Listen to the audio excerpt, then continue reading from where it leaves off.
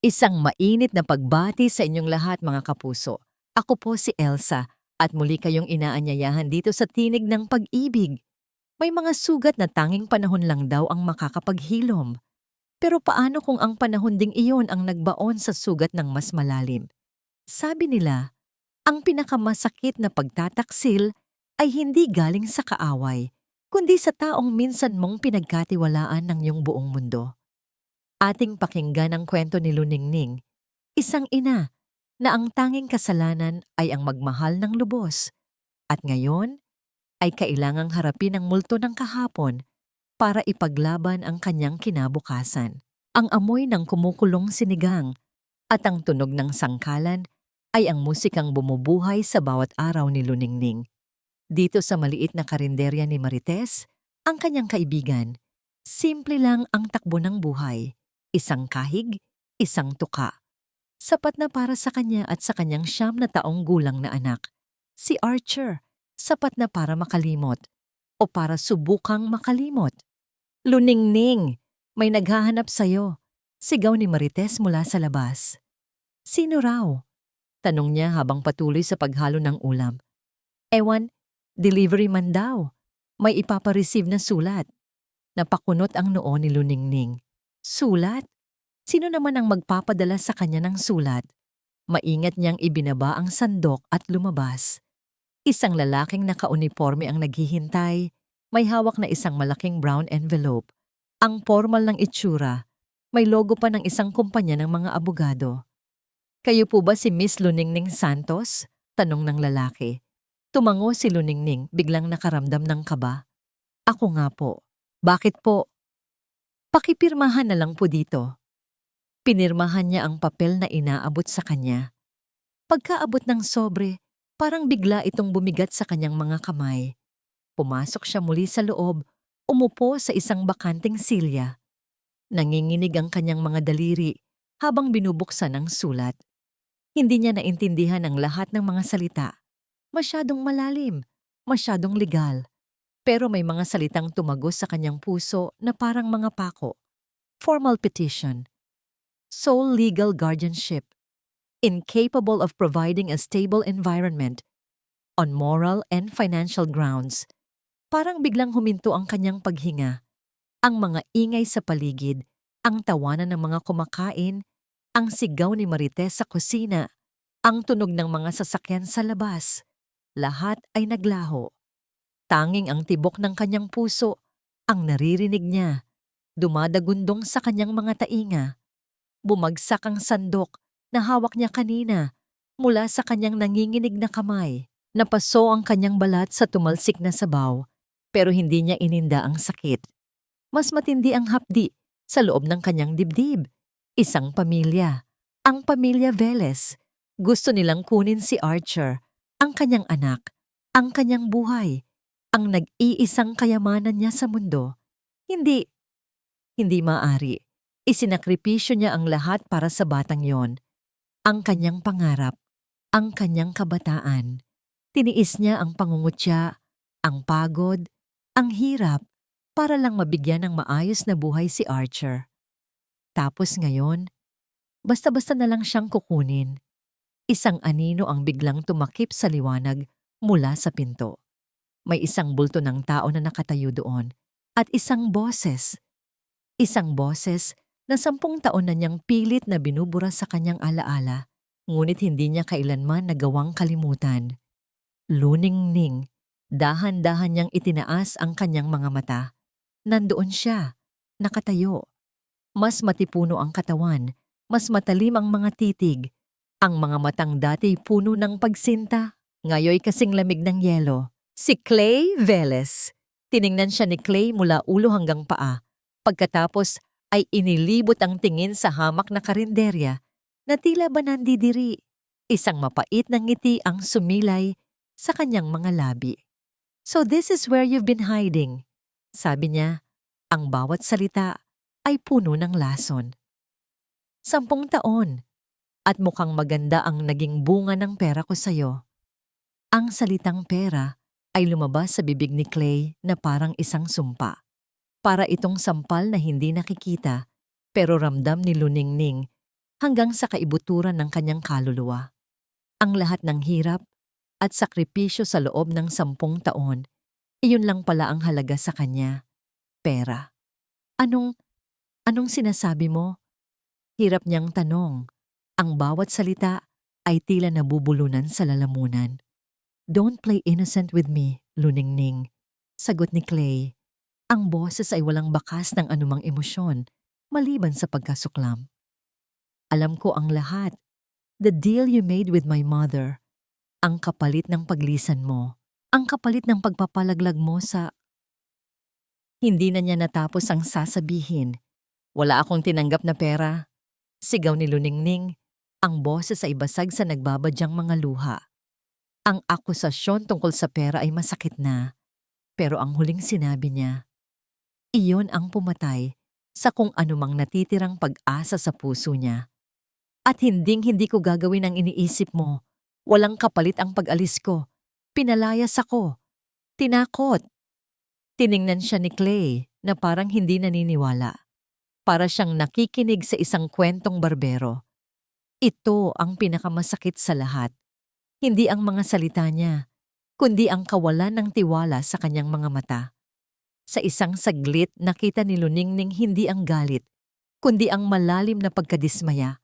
Ito ang itsura ng isang taong buong pusong naniwala na tinraidor siya. Bago pa man siya makasagot, isang malakas na boses ang pumagitna sa kanila. Hoy, mister! Si Marites, nakapameywang, humaharang sa pagitan nilang dalawa na parang isang leon ang nagtatanggol sa kanyang supling. Sino ka para basta-basta na lang pumasok dito at mag-eskandalo? 10 taon kang nawala na parang bula, tapos babalik ka para lang mambintang?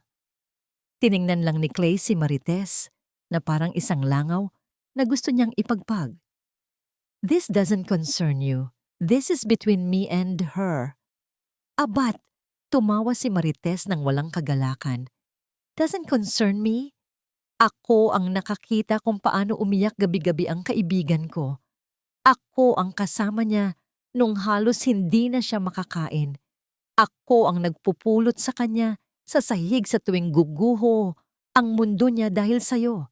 Kaya may kinalaman ako dito. Biglang nag-vibrate ang telepono sa bulsa ni Clay. Kinuha niya ito. Tiningnan ang screen at isang inis na ekspresyon ang dumaan sa kanyang mukha bago niya pinindot ang silent mode at ibinalik sa bulsa. Wala kang alam sa nangyari. Malamig na sabi ni Clay. Ang tingin ay ibinalik kay Luningning. Talaga? Hamon ni Marites. Ang alam ko, iniwan mo siya. At ngayon babalik ka. Dala-dala yang sulat na yan. Para ano? Para kunin ang bata. Kapal ng mukha mo. Bata? Ang isang salitang yon mula kay Clay ay nagpatigil sa lahat. Ang kanyang pagkalito ay totoo. Kitang-kita sa kanyang mga mata. Tumingin siya mula kay Marites pabalik kay Luningning na para bang may isang piraso sa palaisipan na hindi niya maintindihan. At sa mismong sandaling iyon, isang matinis na boses ng bata ang narinig mula sa labas. Mas malakas kaysa sa anumang sigawan sa loob ng karinderya. Mama, uwi na po ako. Isang batang lalaki na may suot na uniforme ng eskwelahan ang tumakbo papasok. Bit-bit ang kanyang bag na may design na robot. Ang kanyang buhok ay medyo magulo, ang kanyang mga mata ay kumikinang sa sigla. Dumiretso siya kay Luningning at niyakap ito ng mahigpit sa baywang. Mama, sino po siya? Inangat ni Archer ang kanyang ulo at itinuro ang mataas na lalaking nakatayo sa harap nila. Ang mundo ni Clay Velez ay gumuho. Ang galit sa kanyang mukha ay napalitan ng isang bagay na mas malalim, mas nakakagulat. Purong pagkabigla. Ang kanyang mga labi ay bahagyang bumuka, pero walang salitang lumaba. Ang kanyang mga mata, na kanina'y puno ng yelo, ay nakatitig ngayon sa mukha ng bata. Sa hugis ng ilong nito, sa kurba ng mga labi nito, mga pamilyar na porma, mga piraso ng kanyang sariling mukha na nakikita niya sa isang batang hindi niya alam na nabubuhay pala sa mundo. Umalis si Clay sa karinderya na parang isang taong lasing. Walang direksyon. Ang mga binti niya ay naglalakad, pero ang isip niya ay naiwan. Naiwan sa harap ng isang batang lalaki na may mga matang katulad ng sa kanya. Anak ko. Paulit-ulit na umalingaw-ngaw ang mga salitang iyon sa kanyang isipan. 10 taon. 10 taon siyang naniwala sa isang kasinungalingan. 10 taon siyang nagtanim ng galit sa maling tao, sa maling dahilan. Ang babaeng akala niya ay tinakbuhan siya para sa pera, ay ang babaeng tahimik na nagpalaki sa kanilang anak. Mag-isa. Kinabukasan, hindi alam ni Clay kung anong puwersa ang nagdala sa kanya pabalik sa lugar na yon. Ipinark niya ang kanyang mamahaling sasakyan sa isang eskinita kung saan hindi ito gaanong kapansin-pansin. Mula sa malayo, pinanood niya ang karinderya. Nakita niya si Luningning na nag-aayos ng mga mesa. Ang kilos ay pamilyar pa rin, pero ang ngangiti sa kanyang mga labi ay tila pagod na. Bandang hapon, nakita niyang sinundo niya si Archer mula sa eskwelahan na nasa kabilang kanto lang. Naglalakad sila pauwi, magkahawak kamay. Si Archer ay masayang nagkukwento, habang si Luningning ay taimtim na nakikinig. Paminsan-minsan ay tatawa sa mga sinasabi ng anak. Simple, payapa. Isang eksenang milya-milya ang layo sa magulong mundo na ginagalawan ni Clay. At sa simpleng eksenang yon, may kumirot sa puso niya. Isang panghihinayang. Sinundan niya sila gamit ang sasakyan, maingat na nagpapanatili ng distansya. Pumasok sila sa isang maliit na apartment na nasa ibabaw ng isang panaderya. Mula sa bintana, naaaninag niya ang kanilang mga anino. Nakita niya kung paano tinulungan ni Luningning si Archer sa kanyang takdang aralin. Nakita niya kung paano sila sabay na nagdasal bago kumain ng hapunan. Ito ang buhay na ipinagkait sa kanya. Ito ang mga alaala na ninakaw mula sa kanya. Habang naglalaro si Archer sa labas ng kanilang pinto, bigla itong natapilok at nadapa.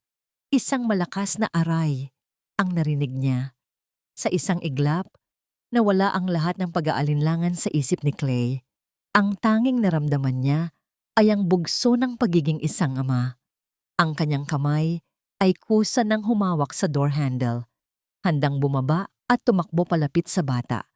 Pero bago pa niya mabuksan ang pinto, lumabas na si Luningning.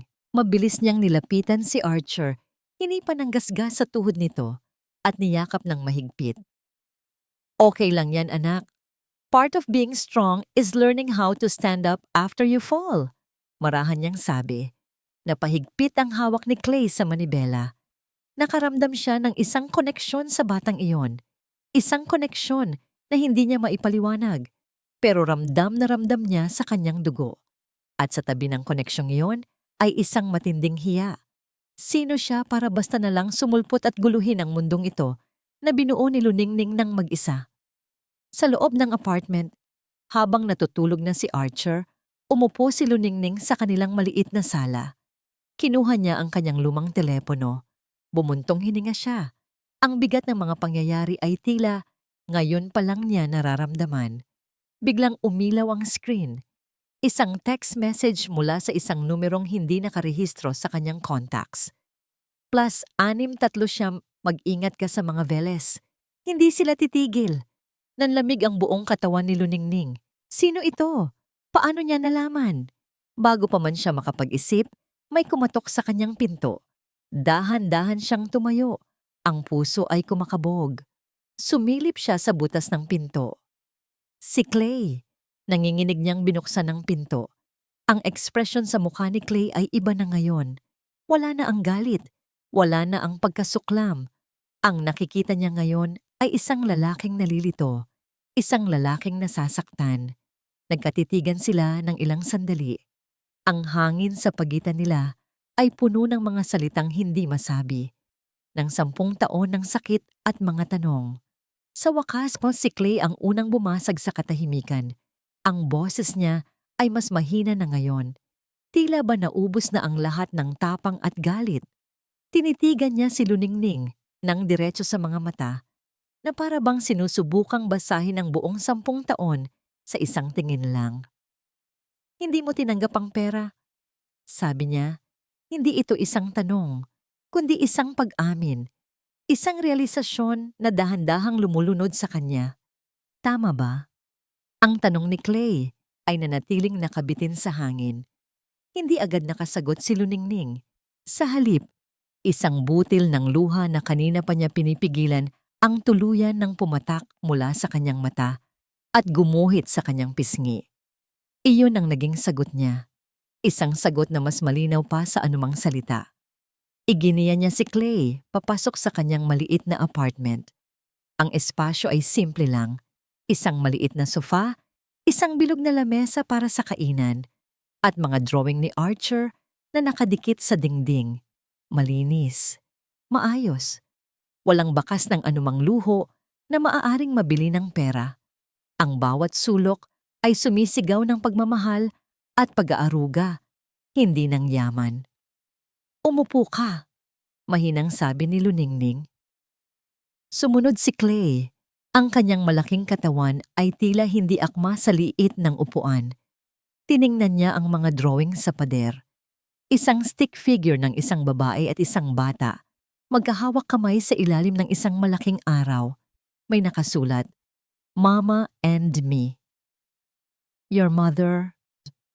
Nagsimulang magsalita si Luningning. Ang boses ay nanginginig pa rin. Pinapili niya ako. Sabi niya, kung hindi ako aalis, sisirain niya ang karir mo. Nagagamitin niya ang lahat ng koneksyon niya para hindi ka na makalaban pa, na ako ang magiging dahilan ng pagbagsak mo. Tumingin siya kay Clay. Ang mga mata ay puno ng sakit ng alaala. Walang-wala akong umalis, Clay. Kahit isang sentimo. Ang tanging dala ko lang ay ang damit sa katawan ko at ang anak mo sa sinapupunan ko. Hindi makapagsalita si Clay. Ang kwento ni Luningning ay napakasimple, napakatotoo. Walang drama. Tanging ang brutal na katotohanan. Ngunit 10 taon ng galit at paniniwala sa isang kasinungalingan ay hindi basta-basta mabubura. May parte pa rin sa kanya na nagdududa, na ayaw maniwala na ang sarili niyang ina ay may kakayahang gumawa ng ganoong bagay. Bakit hindi mo sinabi sa akin? Iyon na lang ang nais sa tinig niya. Isang mapait na ngiti ang gumuhit sa labi ni Luningning. Paano? Pinalitan niyo ang lahat ng numero niyo. Pinuntahan kita sa training gym mo, pero hinarang ako ng mga gwardya. Sinulatan kita, pero sigurado akong hindi mo natanggap. Ginawa ng nanay mo ang lahat para magmukha akong masama sa paningin mo, at nagtagumpay siya. Katahimikan. I need proof, sabi ni Clay, halos pabulong. Kailangan kong malaman ang totoo. Tumango si Luningning. Gawin mo. Hanapin mo ang totoo. Pero habang ginagawa mo yan, heto ang hihilingin ko sa'yo. Layuan mo muna kami. Huwag mong guluhin ang buhay ng anak ko. Umiling si Clay. Hindi. Huli na para dyan. Gusto kong makilala ang anak ko. Nagkaroon ng isang kasunduan sa pagitan nila ng gabing iyon. Isang marupok na tigil putukan. Papayag si Luningning na ipakilala si Clay kay Archer bilang isang kaibigan. Kapalit ng pangako ni Clay na aalamin niya ang buong katotohanan bago siya gumawa ng anumang hakbang tungkol sa legal na sulat.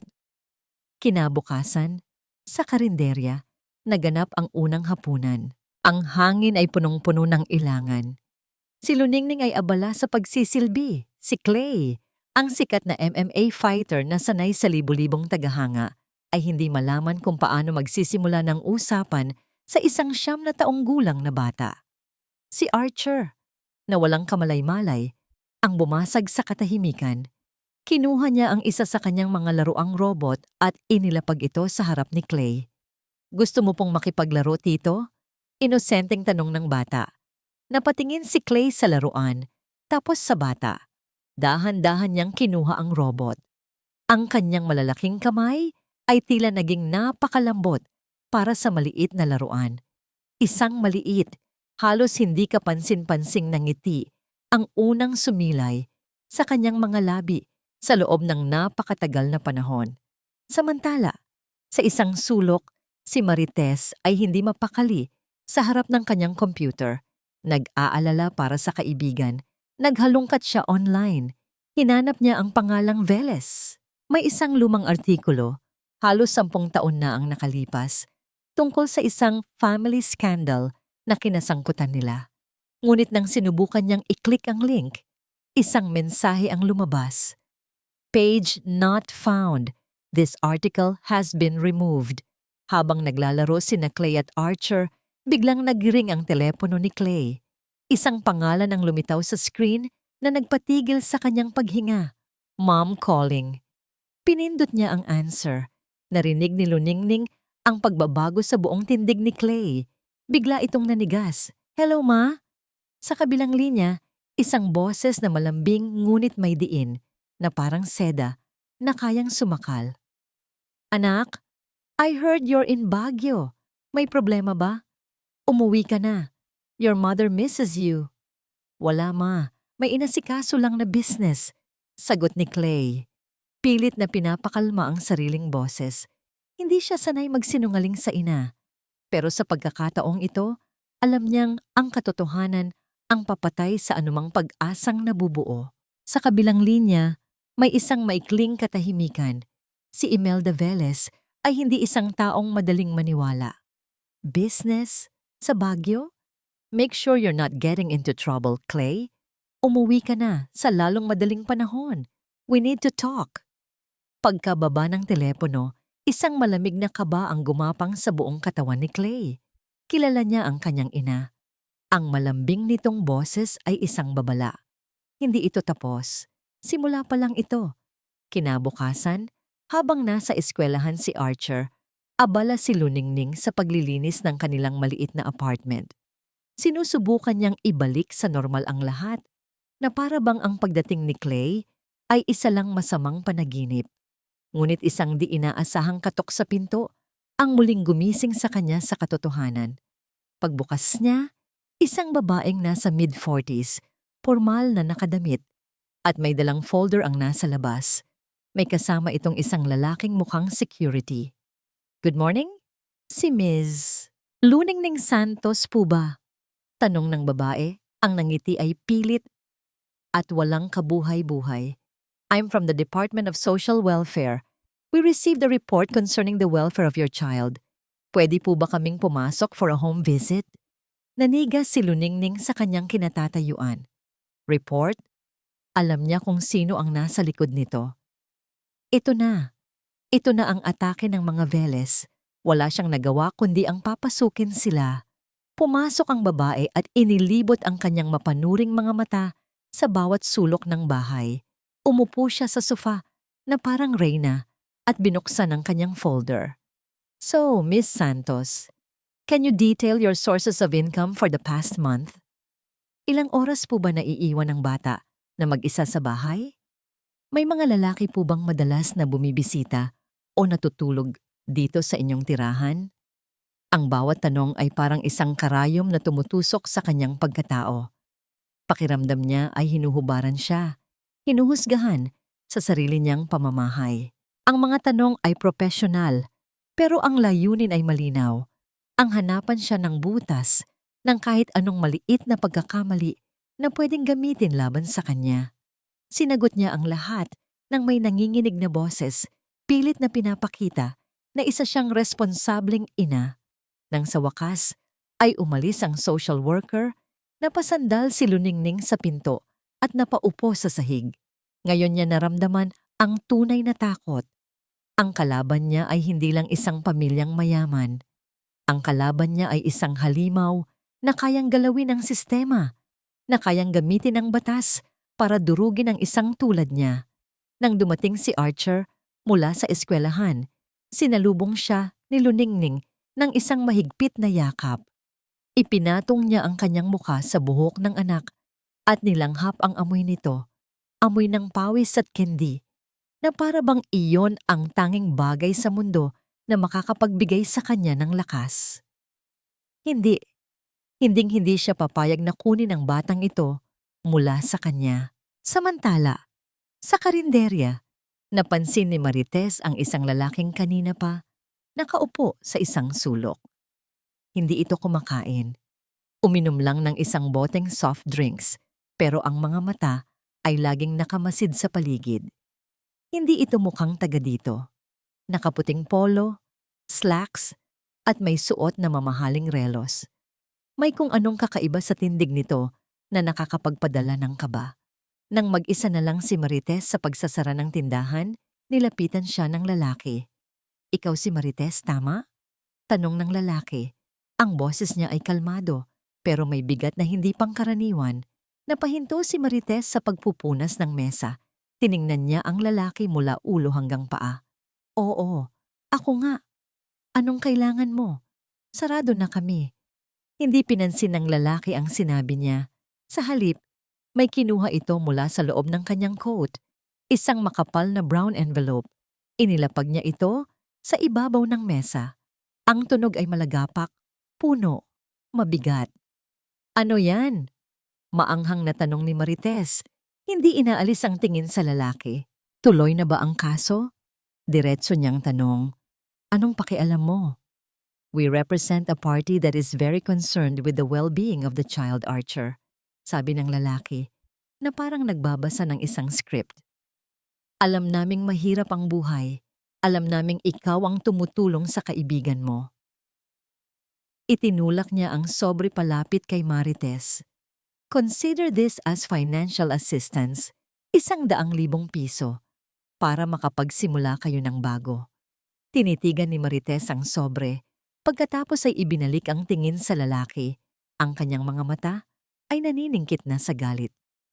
"May kapalit ito, di ba? Walang bagay na libre sa mundo." Isang bahagyang nangiti ang sumilay sa labi ng lalaki. "Matalino ka. Ang kailangan lang naming gawin ay sabihin mo ang totoo sa korte." "Ang totoo?" "Ang totoo na nahihirapan si Luningning sa pagpapalaki sa bata. Ang totoo na kung minsan ay naiiwan niya itong mag-isa. Ang totoo na may mga lalaking bumibisita sa kanya." Huminto ang lalaki at tiningnan si Marites ng makahulugan. "Practical na desisyon lang ito, Miss Marites. Para na rin sa ikabubuti ng bata. Mas magiging maganda ang buhay niya sa piling ng pamilyang may kakayahang mag-alaga sa kanya." Hindi na napigilan ni Marites ang sarili. Isang malutong na tawa, puno ng pang-insulto, ang kumawala sa kanya. "Gago ka ba?" Sigaw niya, ang boses ay umalingaw-ngaw sa loob ng tahimik na karinderya. Dinampot niya ang sobre at ibinato ito pabalik sa dibdib ng lalaki. "Sa tingin niyo mabibili niyo ang lahat? Mabibili niyo ang pagkakaibigan? Ang dangal?" Tumayo siya ng tuwid. Ang mga mata ay nag-aapoy sa galit. "Ang kaibigan ko ang pinakamabuting ina na kilala ko. Isinubo na lang niya ang kakainin niya. Maibigay lang sa anak niya. At kayo? Mga demonyo kayo. Umalis ka dito bago ko pa ihampas sa mukha mo yang upuan." Hindi na tinag ang lalaki. Kalmado niyang pinulot ang sobre mula sa sahig, pinagpaganito, at isinilid pabalik sa kanyang coat. "Sayang," sabi niya. Ang boses ay wala pa ring emosyon. "You chose the losing side." Tinalikuran niya si Marites at naglakad palabas na parang walang nangyari. Naiwan si Marites na nanginginig, hindi sa takot, kundi sa sukdulang galit. Ang laban na ito ay hindi na lang para sa isang bata. Personal na ito. Kinagabihan, halos sabay na bumagsak ang pinto ng apartment ni Luningning at ang mga balikat ni Clay sa bigat ng mga pangyayari. Kakarating lang ni Clay para dalawin si Archer nang biglang pumasok si Marites na parang ipo-ipo. Ipo, ang mukha ay namumula sa galit. "Hayop sila, Ning! Hayop sila!" Sigaw ni Marites. Hindi napansin si Clay na nakaupo sa isang sulok. "May pinapunta silang demonyo sa karinderya. Sinusubukan akong suhulan. 100,000. Sabi ng walang kaluluwa. Para lang siraan ka sa korte. Para sabihin kong masama kang ina." Napahinto lang si Marites nang makita niya si Clay. Tiningnan niya ito ng masama. "At ikaw, Kasama ka ba sa mga plano ng pamilya mo? Bago pa man makasagot si Clay, si Luningning na ang nagsalita. Marites, kumalma ka. Hindi niya alam. Ngunit hindi na kailangan ng paliwanag. Ang narinig ni Clay ay sapat na. Ang pagbisita ng social worker, ang pagtatangkang bilhin ang testimonya ng pinakamatalik na kaibigan ni Luningning. Ito ay hindi na lamang kwento ng nakaraan. Nangyayari ito ngayon. At ang lason ay nanggagaling sa iisang ugat, ang kanyang ina. Isang apoy ang biglang nag-alab sa loob ni Clay. Hindi na ito ang malamig na galit ng isang taong pinagtaksilan. Ito ang mainit na galit ng isang taong ginawang tanga. May luma ba kayong bahay dito sa Baguio? Tanong niya. Ang boses ay mahinahon ngunit may bigat. Nagulat si Luningning sa tanong. Oo, yung vacation house nyo sa may Camp John Hay. Bakit Hyatt? May naiwan akong mga gamit doon, sa isang bodega. Kailangan kong puntahan. Hindi na siya nagpaliwanag pa. Umalis siya agad. Dala ang isang desperadong pangangailangan na maghanap. Maghanap ng kahit ano. Isang piraso ng nakaraan na makakapagpatunay sa lahat. Ang bodega ay amoy luma at alikabok. Mga kahon na puno ng mga alaala na matagal nang ibinaon at kinalimutan. Naghalungkat siya. Mga lumang tropeo mula sa mga unang laban niya. Mga yearbook ng high school. Mga litrato ng mga dating kaibigan. At sa isang sulok, nakita niya ang isang kahon na may markang Clay. Personal. Nanginginig ang kanyang mga kamay habang binubuksan ito. Sa loob ay mga lumang cassette tapes, mga t-shirt ng paborito niyang banda, at isang maliit na photo album. Ang album na yon. Ang album na binuo nila ni Luningning. Binuklat niya ang mga pahina. Nandoon sila. Mas bata, mas payat, mas walang malay. Nakangiti sa bawat litrato. Ang mga mata ay puno ng mga pangarap. May isang litrato kung saan karga niya si Luningning. Pareho silang tumatawa ng malakas. Ang mundo ay tila sa kanila lamang. Dahan-dahang hinaplos ng kanyang daliri ang nakangiting mukha ni Luningning sa litrato. Isang matinding panghihinayang ang bumara sa kanyang lalamunan. Ito ang buhay na ninakaw sa kanila. Sa likod ng litratong yun, may isang papel na nakatupi. Isang resibo, luma na at medyo naninilaw. Binuklat niya ito. Official receipt recipient, R.M. Diaz Investigative Services. Amount, 250,000 pesos. 4. Surveillance services rendered. Subject, L. Santos. Period of Oktubre hanggang Disyembre. Ang petsa sa resibo ay halos 10 taon na ang nakalipas. Eksakto sa mga linggo kung kailan sila nagkahiwalay. Hindi ito para kay Luningning. Ito ay bayad sa isang pribadong investigador. Para manmanan siya. Nabitawan ni Clay ang album. Ang mga litrato ay kumalat sa maalikabok na sahig. Ang katotohanan ay isang malaking sampal na gumising sa kanya mula sa isang 10 taong pagkakatulog. Hindi lang siya niloko. Pinagplanuhan ang lahat. Bawat kilos, bawat kasinungalingan. Kinuha niya ang kanyang telepono, ang kanyang mga daliri, ay nanginginig sa galit.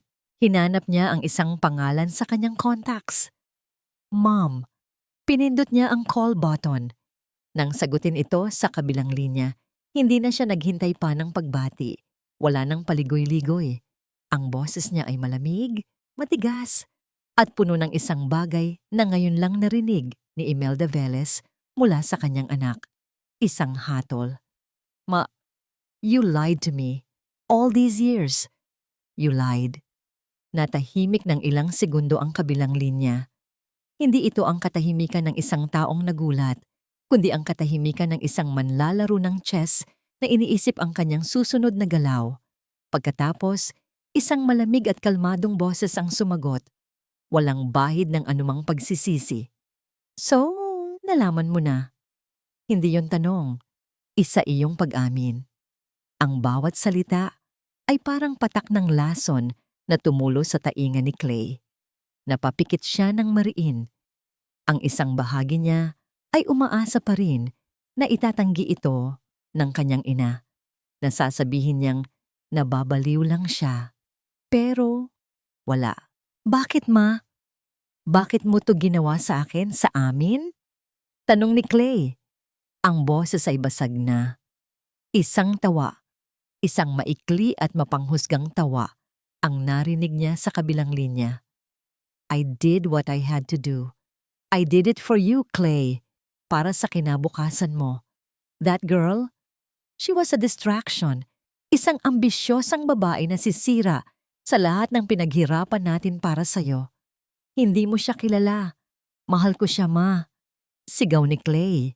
Ang galit at sakit ay nagsasanib na. Pag-ibig. Muling tumawa si Imelda. Huwag kang magpatawa, anak. Alam natin pareho na yon ay isang pagkakamali. Nakalimutan mo na ba ang insidente? Ang eskandalong muntik na niyang idulot sa pangalan ng pamilya natin. Kung hindi ako kumilos noon, sira ka na bago ka pa man sumikat. I saved you from her. I saved you from your own mistake. Insidente? Anong insidente? Walang maalala si Clay. Ang tanging alam niya ay ang pagmamahal na naramdaman niya para kay Luningning. Ang mga sinasabi ng kanyang ina ay parang mga piraso ng isang ibang kwento na hindi niya kailanman narinig. Hindi yan totoo. Bulong ni Clay sa sarili. Totoo o hindi, tapos na yon. Matigas na sabi ni Imelda. Ang boses ay bumalik na sa pagiging dominante. Ngayon, may pagpipilian ka. Umuwi ka dito sa Maynila. Kalimutan mo na ang babaeng yan at ang produkto ng pagkakamali niyo. At ang lahat ay babalik sa dati. Ang pera, ang career, ang buhay na para sa'yo. At kung hindi, hamon ni Clay. Natahimik muli ang linya at nang magsalita si Imelda, ang boses niya ay kasing talim na ng isang patalim. Kung hindi, then consider yourself disowned. Wala kang mamanahin, wala kang babalikan. Pumili ka, Clay, ang pamilya mo at ang kinabukasan mo. O ang babaeng yan at ang bastardo niya. Bastardo. Ang salitang yon ay tumama kay Clay na parang isang suntok sa sikmura. Ang kanyang sariling anak, tinawag ng kanyang sariling ina na isang bastardo. Doon naputol ang lahat. Ang huling hibla ng pagmamahal at respeto niya para sa babaeng nasa kabilang linya ay biglang nalagot. Sa gitna ng kanyang pagbagsak, nakaramdam siya ng isang marahang dampi sa kanyang balikat. Paglingon niya, nakita niya si Luningning na tahimik palang nakikinig sa buong usapan. Ang kanyang mga mata ay puno ng lungkot. Hindi para sa sarili niya, kundi para kay Clay. Hindi siya nagsalita. Hindi niya kailangang magsalita. Ang simpleng pagdampi ng kanyang kamay ay isang mensahe. Nandito ako. Hindi ka nag-iisa. Huminga ng malalim si Clay. Hinarap niya muli ang telepono. Ang kanyang desisyon ay buo na parang bato. Tapos na tayo, ma. Sabi niya. Ang boses ay kalmado ng ngunit pinal. Bago pa man makasagot si Imelda, ibinaba na niya ang tawag. Itinapon niya ang telepono sa sofa. Tiningnan niya si Luningning, ang babaeng tiniis ang lahat ng ito nang mag-isa sa loob ng 10 taon. Ang babaeng pinrotektahan ang kanilang anak mula sa mundong ito. Nakita niya ang lakas sa mga mata nito. At mula doon, humugot siya ng sarili niyang determinasyon. Lalaban tayo, sabi niya. Ang boses ay hindi na nanginginig. Sabay nating lalabanan sila. Ang salita ni Clay ay isang pangako. At sa unang pagkakataon, sa loob ng 10 taon, naramdaman ni Luningning na hindi na siya nag-iisang lumalaban. Ngunit ang katotohanan ay mabilis na sumampal sa kanila. Ang digmaan ay hindi ipinapanalo ng tapang lamang. Kailangan nila ng sandata. Kailangan nila ng abogado. So anong plano? Tanong ni Marites kinabukasan, habang sabay-sabay silang nag-aalmusal sa karinderya. We're up against monsters na may unlimited funds. Kaya nilang bilhin ang pinakamagaling na abogado sa buong Pilipinas. I don't care about the money. Matigas na sabi ni Clay. Gagawin ko ang lahat. Magbebenta ako ng kung anong meron ako. Hindi na kailangan, sabi ni Marites. May kakaibang kislap sa kanyang mga mata. May kilala ako. Hindi siya sikat. Hindi siya mayaman. Pero ang puso niya, nasa tamang lugar. Dinala sila ni Marites sa isang maliit na opisina sa ibabaw ng isang pawn shop. Ang pangalan sa pinto ay simple lang, Attorney Ben Romero, Public Interest Law. Ang abogado ay bata pa, marahil ay nasa early 30 lang. Pero ang mga mata niya ay matalas at puno ng determinasyon. Huminga ng malalim si Luningning at isinalaysay ang lahat. Mula sa simula. Mula sa pag-iibigan nila ni Clay, sa pagdating ni Imelda, sa mga pananakot, hanggang sa sulat na natanggap niya. Tahimik na nakinig si Attorney Romero. Paminsan-minsan ay tumamatango. Ang kanyang pluma ay mabilis na sumusulat sa isang yellow legal pad. Nang matapos si Luningning, sumandal ang abogado sa kanyang upuan. This will be an uphill battle, seryoso niyang sabi. Gagamitin nila ang pera at koneksyon nila para ilibing tayo sa mga papeles at technicalities. It's a classic harassment tactic. Ang goal nila ay pag-uri ng resources at morale ninyo hanggang sa sumuko na lang kayo. Tiningnan niya si Luningning ng diretso sa mata. Pero ang batas, dapat para sa lahat. At ang pinakamalakas nating ebidensya ay ang katotohanan at si Archer. Sa mga sumunod na araw, ang balita ay kumalat sa kanilang maliit na komunidad na parang apoy. Sa umpisa ay mga bulungan, mga tanong. Pero hindi nagtagal, ang mga bulungan ay naging mga salita ng suporta. Sa karinderya, ang mga suki ni Luningning ay nag-iiwan ng mas malaking tip. Ang driver ng tricycle na laging sinasakyan ni Archer ay nagsabing, "Ma'am Ning, libre na po si Archer. Tulong ko na po yan." Isang araw, habang namamalengke si Luningning, isang matandang nagtitinda ng gulay ang humila sa kanyang kamay. May inilagay itong ilang lukot na pera sa kanyang palad. "Ano po ito, nanay?" Gulat na tanong ni Luningning. "Para sa pamasahe mo, anak," sabi ng matanda. Ang mukha ay kulubot na sa panahon, ngunit ang mga mata ay mabait. "Narinig ko ang pinagdadaanan mo. Huwag kang susuko. Ipaglaban mo ang anak mo." Naiyak si Luningning, hindi dahil sa pera, kundi dahil sa kabutihan. Sa gitna ng kasamaan ng mga Veles, may mga taong handang dumamay. Ang puso ng kanilang barangay ay tumitibok para sa kanya.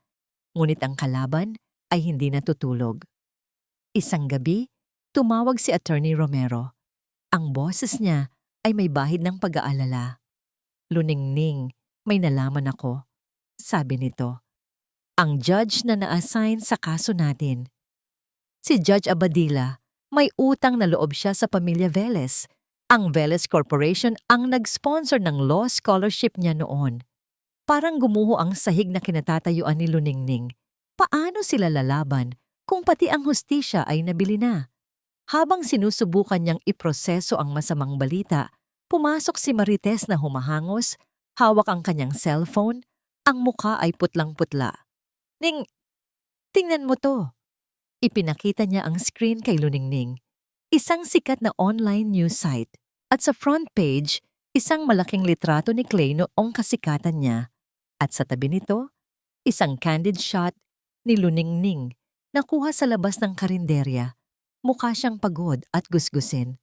Ang headline, "M.M. Astar Clay Veles, biktima ng isang mapanlinlang na babae mula sa kanyang nakaraan."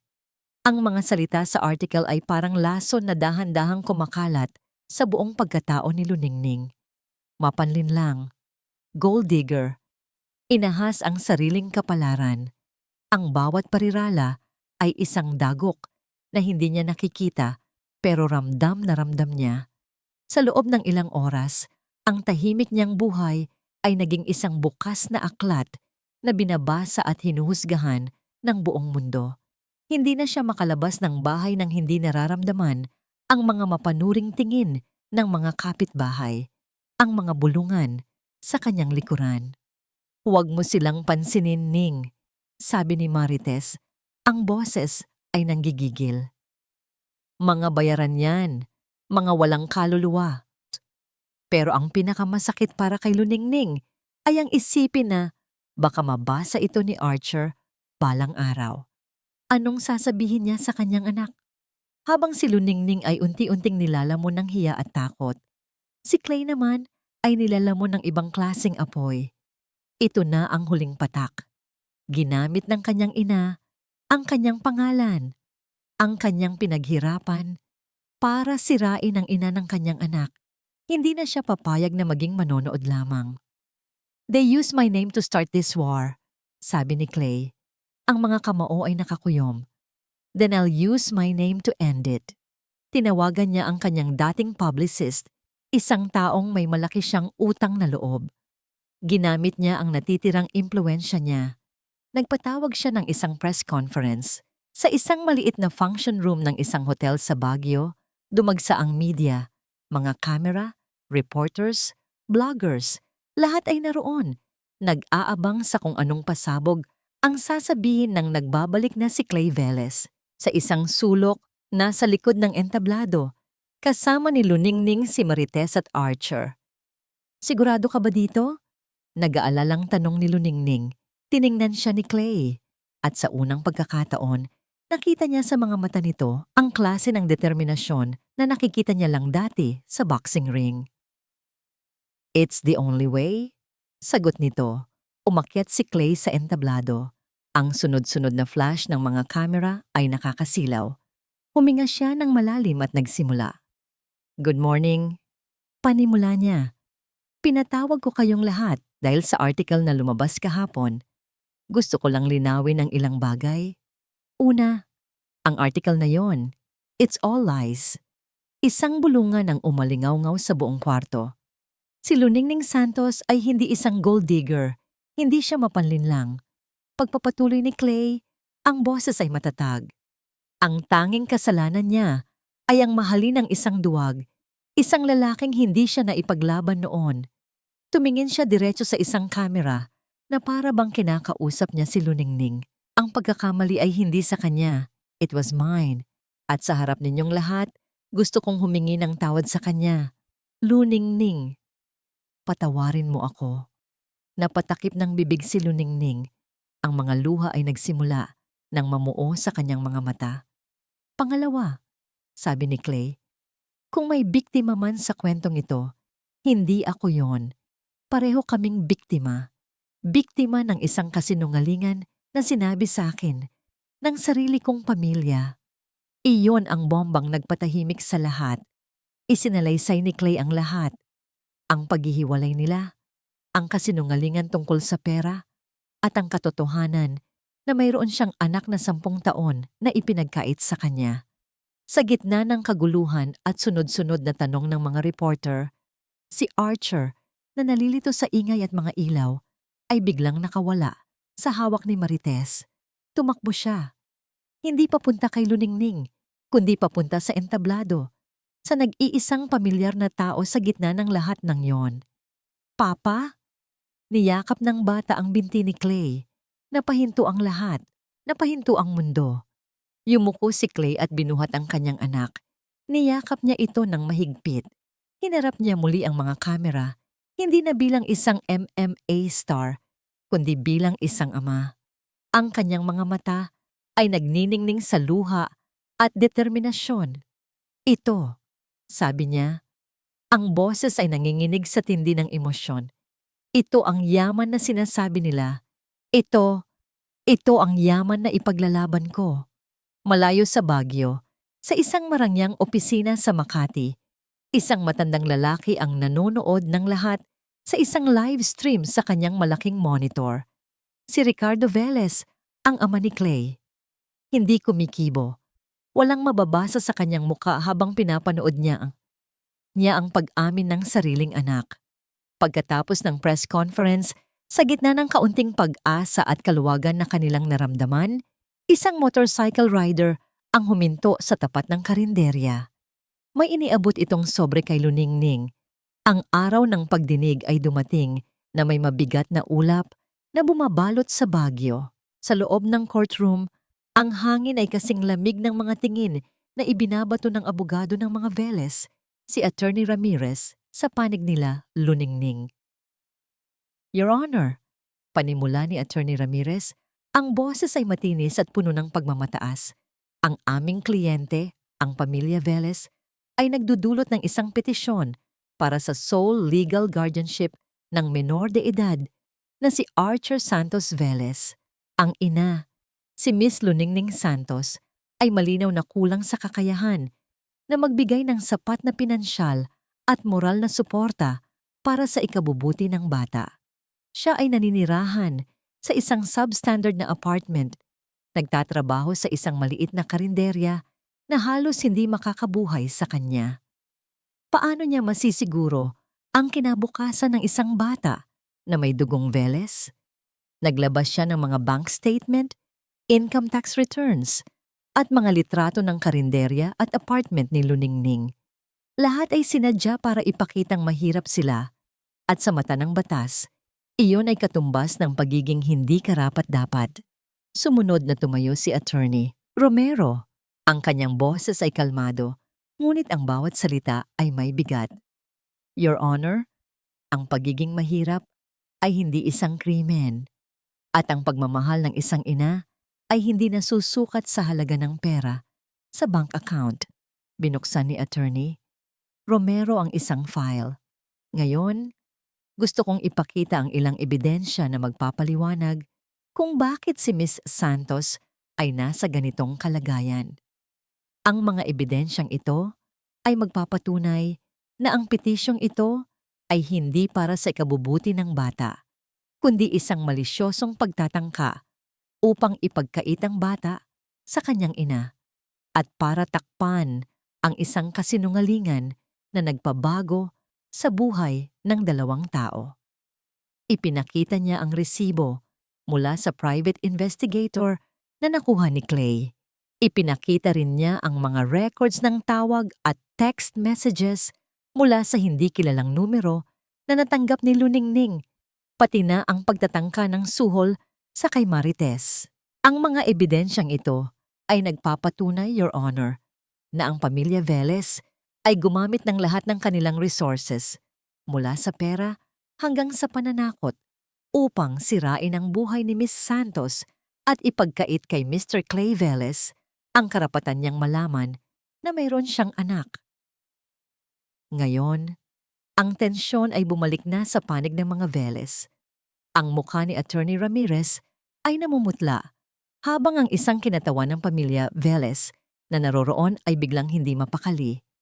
Miss Santos, tanong ni Attorney Romero, sa kabila ng lahat ng pinagdaanan mo, ano ang masasabi mo sa korte kung bakit ikaw ang karapat-dapat na magpalaki kay Archer? Tumayo si Luningning. Ang kanyang boses ay malakas, puno ng paninindigan.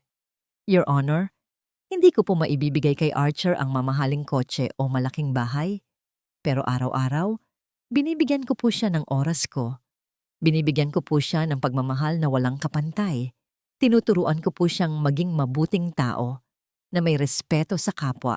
Tinuturuan ko po siya na ang halaga ng isang tao ay hindi nasusukat sa pera, kundi sa puso. Iyan po ang maibibigay ko at naniniwala po ako na yan ang pinakamahalagang yaman na pwede kong ibigay sa aking anak. Isang katahimikan ang bumaba sa courtroom, pati si Judge Abadilla na kanina'y matamlay, ay tila natinag. Biglang tumayo si Attorney Ramirez. Your Honor, this is irrelevant. Pure emotional manipulation. Ang pinag-uusapan dito ay ang kakayahan ng ina, hindi ang kanyang mga sentiment. I object, maring sabi ni Attorney Romero. The emotional well-being of the child is paramount, and the mother's capacity for love and nurturing is a crucial factor, which she has just eloquently demonstrated. Bago pa man makapagpasya si Judge Abadilla, isang malakas na boses ang narinig mula sa likuran ng courtroom. Your Honor, mayroon po akong gustong sabihin tungkol sa asawa ko. Lumingon ang lahat. Nandoon siya, nakatayo. Si Ricardo Velez, ang ama ni Clay. Ang kanyang mga mata ay tuwid na nakatingin sa direksyon ng kinaroroonan ng kanyang asawa, na ngayon ay halos mapatid na ang hininga. Ang kanyang mukha ay seryoso, puno ng isang matinding kapasyahan na matagal nang nakatago. Ang pagdating ni Ricardo Velez ay parang kidlat na tumama sa loob ng courtroom. Lahat ay nagulat, ngunit ang pinakagulat sa lahat ay si Imelda Velez, na nakaupo sa tabi ng kanyang abogado. Ang kanyang mukha ay namutla at ang kanyang mga mata ay nanlalaki sa takot. Hindi niya inaasahan ito. "Mr. Velez, you may approach the stand," sabi ni Judge Abadilla, halatang nagulat din. Kalmadong lumakad si Ricardo Velez patungo sa witness stand. Umupo siya, hinarap ang judge, at pagkatapos ay tiningnan ang kanyang anak na si Clay, na ngayoy puno ng pag-asa ang mga mata. Sa isang iglap, nagpalitan sila ng tingin, isang tingin na puno ng paghingi ng tawad at pag-unawa. "Your Honor," panimula ni Ricardo, ang boses ay malinaw at matatag. "Narito po ako upang patunayan ang sinasabi ng aking anak at ni Miss Santos. Ang lahat ng akusasyon laban kay Luningning ay pawang kasinungalingan na gawa-gawa ng aking asawa, si Imelda Velez." Isang bulungan ang umalingaw-ngaw sa courtroom. Sumigaw si Attorney Ramirez, "Objection, Your Honor. Irrelevant. Hearsay." "Overruled," matigas na sabi ni Judge Abadilla. "Mr. Velez, you may continue." "Para po sa kaalaman ng lahat," sabi ni Ricardo, "si Imelda ay may matinding kontrol sa aming pamilya at sa aming kumpanya. Siya po ang nag-utos sa private investigator na manmanan si Luningning at ang nagbayad dito.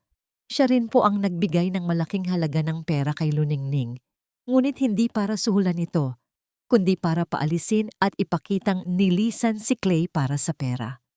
At tungkol po sa insidente na binanggit niya kay Clay, nagpatuloy si Ricardo, "Iyon po ay isang kwentong binago.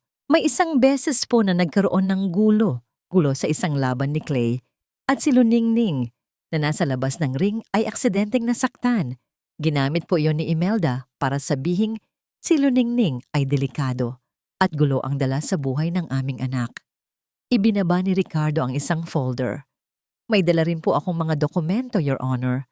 Mga bank statement at internal memo ng Velez Corporation na magpapatunay na si Imelda ay nag-divert ng pondo ng kumpanya para sa kanyang mga personal na agenda, kasama na ang pagbabayad sa mga taong sumisira kay Luningning at sa pagpapatahimik ng mga testigo." Ang mga mukha ng mga Velez ay parang mga bato, ngunit si Imelda, ang kanyang mga mata ay nanlalaki, ay tila nalalagasan ng lahat ng lakas. Ang kanyang imperyo ng kasinungalingan ay gumuho sa isang iglap. Matapos ang testimonya ni Ricardo, walang nang ibang kailangang sabihin. Bumalik si Judge Abadilla sa kanyang chamber at pagbalik niya, isang desisyon ang ibinaba. Matapos pag-aralan ang lahat ng ebidensya, ang korte ay nagdesisyon na ang petisyon para sa sole legal guardianship na isinampa ng pamilya Velez ay walang basihan at, sa katunayan, ay malisyoso. Isang malakas na yes ang narinig mula sa panig nila Luningning. Ang karapatan sa pagpapalaki ng anak ni Miss Luningning Santos ay mananatili, patuloy ni Judge Abadilla. At dahil sa mga ebidensyang inihain ngayon tungkol sa pananakot at pagmamanipula, ang korte ay magrerekomenda ng imbestigasyon laban kay Ginang Imelda Velez. Napahingang malalim si Luningning. Hindi niya alam kung luha ng saya o pagod ang nararamdaman niya. Hinawakan ni Clay ang kanyang kamay, mahigpit. Pagkatapos ng pagdinig, lumapit si Ricardo Velez kay Luningning. Tiningnan niya ang babaeng minsan niyang pinabayaan. Hindi siya nagsalita ng marami. Sa halip, yumuko siya ng kaunti. At marahang hinawakan ang kamay ni Luningning, inilapit ito sa kanyang noo. Isang pagmamano na nagpapakita ng malalim na respeto at paghingi ng tawad. "Patawarin mo kami, Luningning," mahina niyang sabi. Sa labas ng courthouse, ang mga kamera ay nakatutok pa rin. Ngunit ngayon, ang mga tanong ay hindi na tungkol sa gold digger. Ngayon, ang mga tanong ay tungkol sa pagbagsak ng isang sikat na pamilya. Panalo tayo. Bulong ni Marites, ang luha ay umaagos sa kanyang pisngi. Nilingon ni Luningning si Clay. Ang sikat na MMA fighter ay wala ng pera, walang reputasyon, at ngayon ay disowned na ng kanyang pamilya. Ang kanyang mga mata ay tiningnan siya, puno ng pag-asa at isang katanungan. Clay, paano na tayo ngayon? Paano na tayo ngayon? Ang tanong ni Luningning ay hindi isang pagdududa. Ito ay isang pag-asa. Ngumiti si Clay. Isang ngiti na ngayon ay hindi na puno ng galit o sakit, kundi ng kapayapaan at pag-asa. Bumalik tayo sa simulaning, kung saan tayo nagmula. Walang pera, walang koneksyon, pero may tayo at si Archer. At yun nga ang ginawa nila. Nakatira sila ngayon sa isang mas malaki-laking apartment sa Baguio na may 2 silid tulugan. Hindi na sila sa ibabaw ng panaderya, kundi malapit sa isang parke. Si Clay ay nagtatrabaho bilang part-time trainer sa isang local gym. Ang dating sikat na MMA fighter na pinag-uusapan sa buong bansa ay nagtuturo ngayon ng basics sa mga batang gustong matuto ng self-defense. Ang bayad ay hindi malaki, pero sapat na para sa kanila.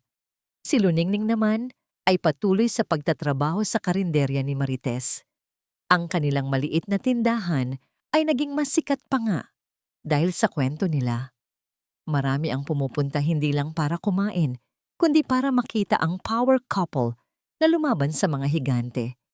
"Oh, yan na ang paborito mong ulam, Archer," sabi ni Luningning isang hapon habang inilalapag ang isang plato ng adobo sa harap ng kanyang anak. "Salamat, Mama," masayang sabi ni Archer.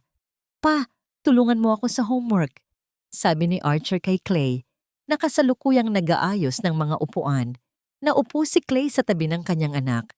Ito ang mga sandaling hindi niya kailanman naisip na mararanasan niya. Ang simpleng tawag na pa. Ang pagtulong sa homework, ang pagiging parte ng ordinaryong buhay. Ito ay mas mahalaga kaysa sa anumang championship belt o malaking bahay. Hindi naging madali ang bawat araw. May mga panahong kinakapos. May mga panahong nangungutang sila kay Marites. Ngunit sa bawat hamon, mas lalo silang nagiging matatag bilang isang pamilya. Hindi na sila nagtatago ng sikreto.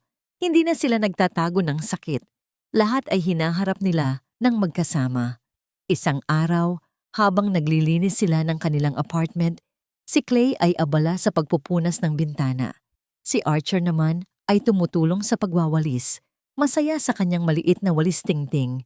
Nilingon ni Luningning si Clay. Ang sikat na fighter ay ngayoy isang simpleng ama at asawa. Ang kanyang muka ay may mga peklat pa rin mula sa nakaraan, ngunit ang kanyang mga mata ay puno ng liwanag. Napatigil si Clay sa pagpupunas. Huminga siya ng malalim at pagkatapos ay lumuhod sa harapan ni Luningning. Hindi siya naglabas ng mamahaling singsing. Sa halip, kinuha niya ang isang maliit na singsing na gawa sa damo. Isang singsing na ipinulupot ni Archer para sa kanya kaninang umaga.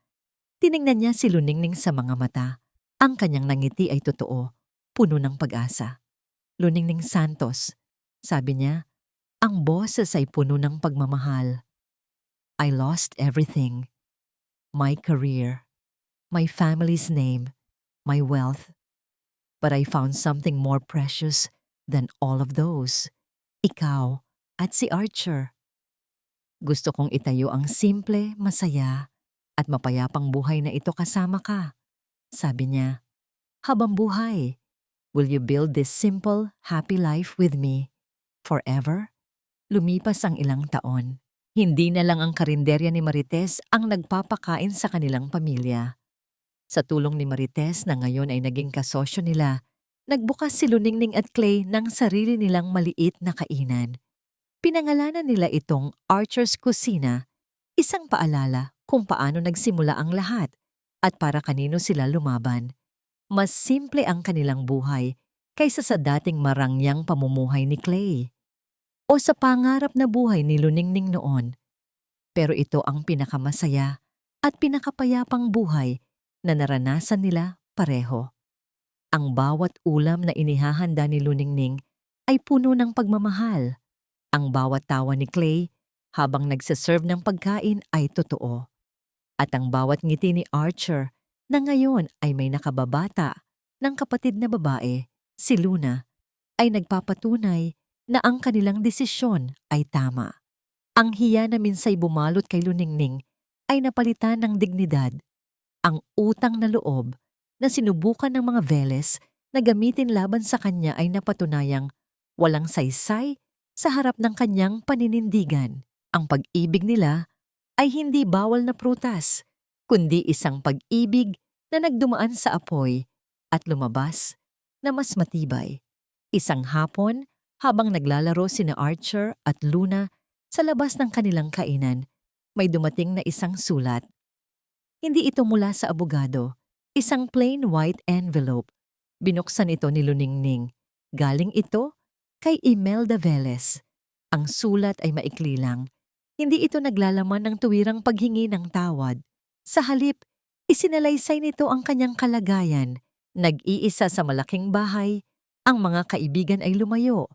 Ang kumpanya ay unti-unting nawawala sa kanyang kontrol. May bahid ng panghihinayang sa bawat linya. Hindi ito ang Ina Veles na puno ng galit at pagmamataas.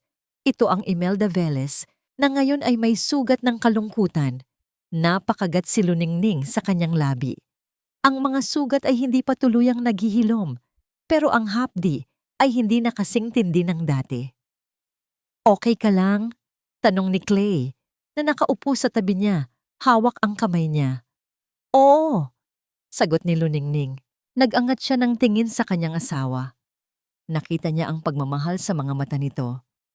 Pagkatapos, tumingin siya sa labas, kung saan masayang naghahabulan ang kanilang mga anak. Nakita niya si Archer, na ngayon ay mas matangkad na, abala sa pagtuturo sa kanyang kapatid kung paano basahin ang isang libro na may makukulay na larawan. Binabasa ni Archer ang isang linya. Ang pamilya ay hindi tungkol sa dugo, kundi sa pagmamahal. Isang ngiti ang sumilay sa labi ni Luningning. Isang ngiti na puno ng kapayapaan. Ang pagpapatawad ay hindi para sa kalaban. Ito ay para sa sarili niya. Para makalaya siya mula sa bigat ng nakaraan. Nakahanap siya ng kapayapaan. At ang aral na natutunan niya ay ipapasa niya sa kanyang mga anak. Sa paglubog ng araw sa Baguio, ang kulay kahel at lila ay naghalo sa langit.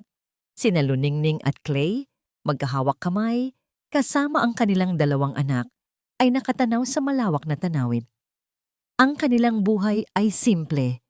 Ang kanilang pag-ibig ay totoo. Dahil sa huli, ang tunay na tahanan ay hindi isang lugar. Ito ay ang mga taong pinipili nating mahalin, patawarin, at makasama habang buhay. Ito ang tinig ng pag-ibig.